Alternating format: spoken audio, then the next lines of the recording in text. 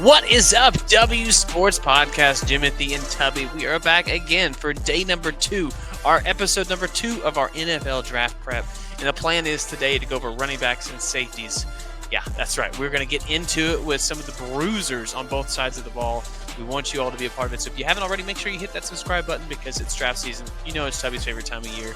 So stick with us. We're going to go through it. And if you missed yesterday's episode, I think it was yesterday, we had quarterbacks and cornerbacks. So you go back, make sure you watch it. It was really good stuff. But Tubby, welcome back to the show.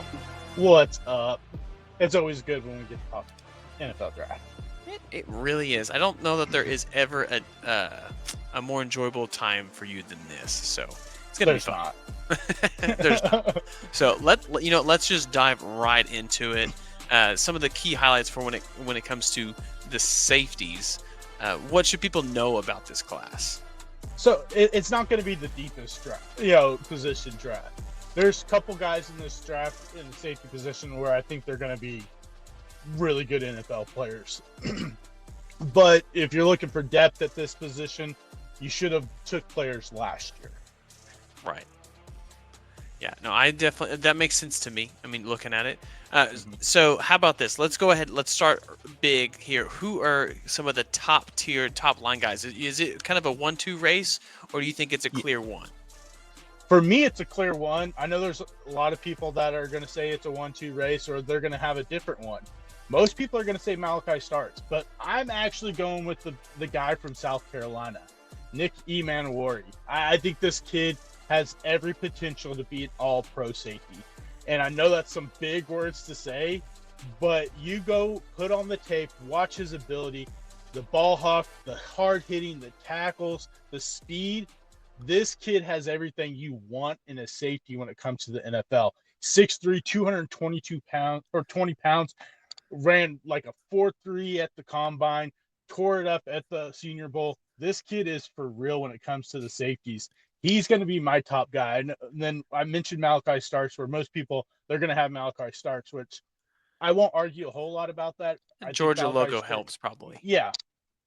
But I'm not as big on Malachi Starks as I am Emanwari from South Carolina. I think Starks has the ability, but I don't think he has quite the ability that Nick Emanwari has.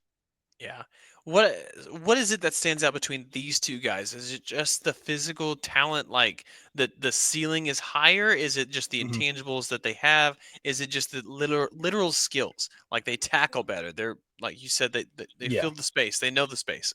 What is it? Yeah, it's all of that. I mean, really, those two guys are clearly head and feet and everything above everyone right now in this draft. Those two guys will go off early. More than likely, both of them are going to be first-round picks.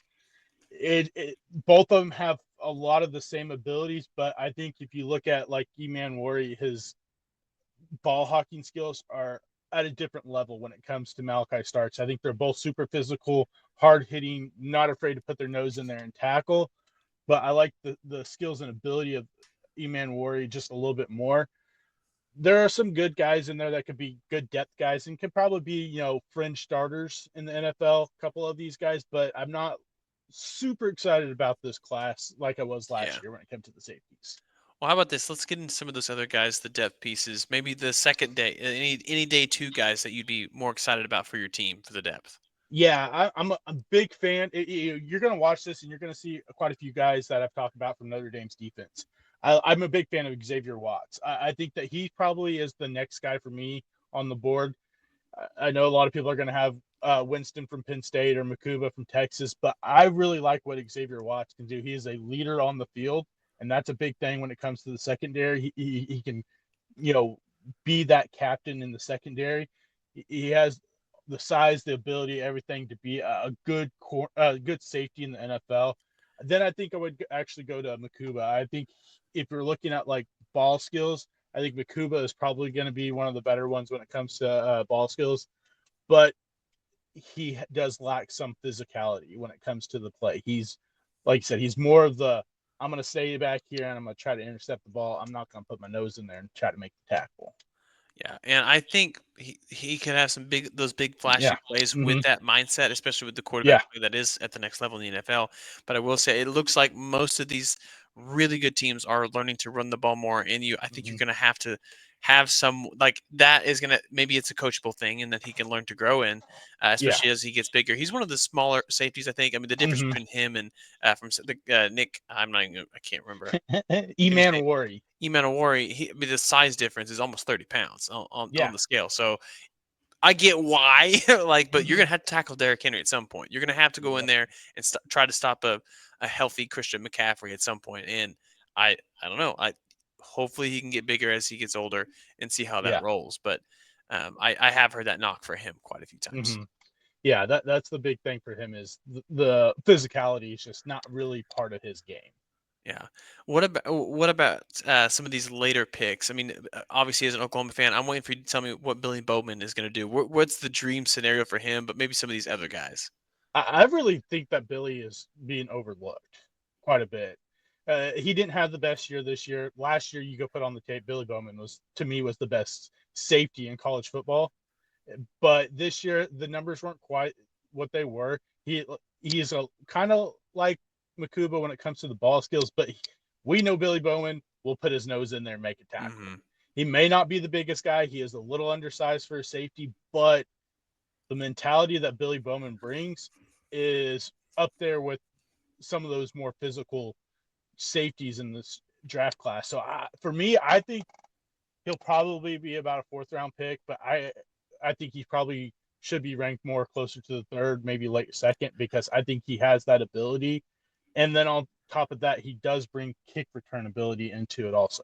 This is true, and the new rules. Mm-hmm. That's a big piece, I think, especially when It it comes to is. roster cut Mm-hmm. time. So, Yeah. any of the final thoughts that you have on any of these players that kind of stand out? I mean, like I said, it's just kind of the weaker, one of the weaker positions in this draft, but I think there is some guys that you maybe can get late in the draft that could be, good depth piece, good special team players that, have physicality like a Lathan Ransom. I think he could be a guy that could be a really good special teams player and be a good backup safety. But I'm not super excited about this draft, Yeah. class for What star safeties. is this from the 1 to 5 ratio? I would probably put it at a 2.5. Ooh, okay. I thought you were just gonna say a flat 2. It's hard to get a 1 star draft class, I Yeah. think, but a 2.5. That's okay. All right. There's at least some talent. I think you went into those pieces, even those Mhm. later round depth pieces that could play pivotal role. I mean, just remember Bob Sanders. That dude was Oh undersized. yeah. Dude Yeah. was ready to go. Yeah. And that's kind of who Billy Bowman somewhat reminds me of. Yeah, you gotta love it. Or Troy Polamalu, a Mhm. little Yeah. undersized, but But instincts were incredible. Oh, yep. yeah, incredible. That's who I'm gonna be rooting for. Hopefully, you know, he can go to a cool team. I don't want him to go to a lame team. Don't go to the Browns, Yeah. please. Don't go to the Browns. Yeah. All right. Well, let's move on over. We're gonna go to the running backs, and here's what I've heard: is this is a really, really good running back draft class. Tell me, what do you think, though? Yeah, this is one of the best back running back draft classes we have seen in some time. This one is deep.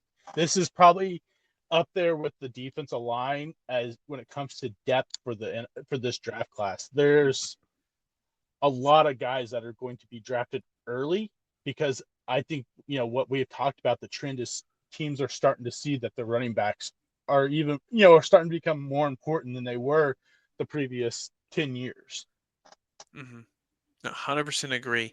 I think some of the obviously the biggest one, Ashton Genty, who you Yeah. wanted is your Heisman front runner this last Hmm. year, but obviously Cam Scadaboo, I know you like him. Yeah. Probably, how many of these guys do you think legit could be first? I'm gonna say 2 rounds. I know it's still hard to get those, but first two.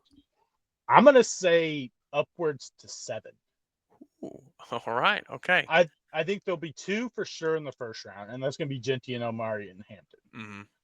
But I think day 2, second and third round, I think there's gonna be quite a few of these guys go because I mean, like I said, a lot of the really good running backs in the NFL, Derrick Henry's getting older. You Hmm. know, Christian McCaffrey has injury history. They lost 2 of their other running backs. They're going to be looking for another guy. The Bears will be looking for a running back. There's going to be teams that are going to be looking for running backs, for the future. And I think this is a draft where you could really grab someone and build because you look at most of these draft classes in the past, most of the really good running backs have been taken in the second round or later. Hmm. Well, with that being said, who would you rather have, an Ashton Genty or a Marion Hampton in the first round, or maybe one of these other guys in the later rounds? And I know that building team Mhm. context matters a lot, but I'm not giving you that. I'm just saying, Yeah. what would you rather do?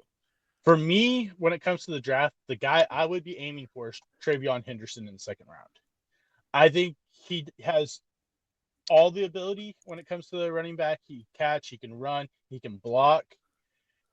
I don't like spending early first round picks on running backs, but I think Ashton Genty, I don't think you can go super wrong there. I'm a huge fan of Amarion Hampton also. I think in the first round, top 15, maybe closer to 20 round range, I think he would be a great pick. But I think if we're looking at pure value, Travion Henderson to me is the best pure value running back in this draft. And he's looking towards that late-ish of the second Mm-hmm. round, so I do like that. Yeah, How about the fact that these two guys play completely different football in my mind? Dylan Sampson and Devin Neal. And yeah, if you look at their numbers, both the size, the speed that they have, it is insane. yeah, Because yeah, Devin Neal plays more like that, you know, mm-hmm. let's say scat back a little bit. He's very Yeah, third down back, and Dylan Sampson plays as the three down back. But mm-hmm. size and speed wise, Sampson was Yeah. way better. Is Sampson kind of the steal, or do you still believe in a guy like Devin Neal? Man, this one's tough because I love both of those running Hmm. backs. I think Devin Neal, like we talked about, he's getting overlooked quite a bit because of the season that Kansas had. But you go back and look at the production the guy had in college football. The guy was super productive. And yeah, maybe his game doesn't quite translate to the NFL today like Dylan Sampson would, being kind of more along that Jahmyr Gibbs role. I'm not saying he's Jahmyr Gibbs, but a guy that you have to worry about in all aspects of the game. Okay, he's in. Are they going to hand it off to him, or are they going to throw it to him out of the backfield? And is he going to burn us for 34 yards on a little quick in route off the line of scrimmage? Yeah. So I think it's just kind of your preference. I think Dylan Sampson is probably going to be more sought after, but I really like what Devin Neal can do because you looking for a workhorse, that guy's going to go out there and be a workhorse for you. And I would argue both Dylan Sampson was good pretty much all year long, but I felt Yeah. like Devin Neal got better the later Mm-hmm. in the season. Yeah, And the NFL season is long. it is. That is so to me. It speaks a little bit more. He's a little bit bigger too, so I think that Mm-hmm. helps. But that's just what I'm kind of thinking here. Who is maybe a running back that's falling and you think should be falling? That should be or shouldn't be. Should be. Should be. I think it's Ollie Gordon. Most people thought Ollie Gordon was going to be a first round pick after the Yeah. incredible season he had in 2024 or 2023, I should say. But I think that there's a lot of people that are catching on to the attitude. He doesn't have top end speed. He ran a 4.52 at the combine, which is not great for a running back. He ran 4.57. He actually ran slower than Yeah. Danny It was Stutsman worse. did. Yeah. So I think that he's definitely falling down the draft boards, and I think it's warranted. I think there's a lot of attitude issues there, and I think he was helped out a lot the year before with a really good offensive line. Yeah. Well, and this guy was on the cover.